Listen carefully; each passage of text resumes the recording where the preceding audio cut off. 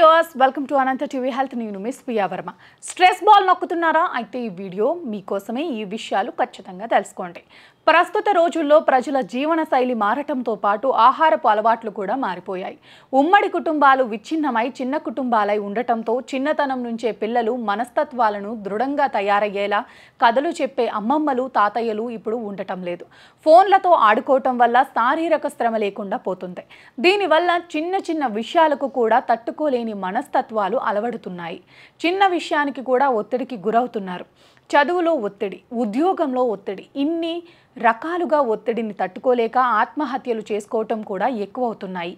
Stress ball ఉపయోగాలు: ఒత్తిడిని తగ్గించడానికి ఉపయోగించే చిన్న మృదువైన బంతి.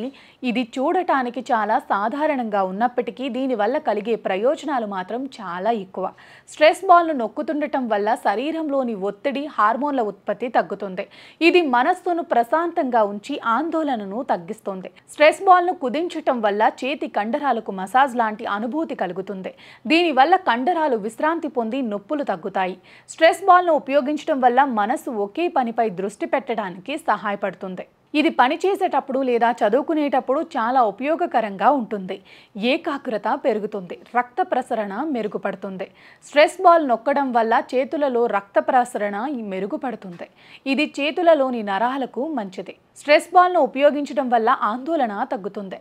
నిద్రలేమితో బాధపడే వారికి చాలా ఉపయోగకరంగా ఉంటుంది. స్ట్రెస్ బాల్ను ఉపయోగించడానికి ప్రత్యేకమైన విధానం ఏమీ లేదు. మీకు సౌకర్యంగా అనిపించే విధంగా దాన్ని నొక్కుతుండండి.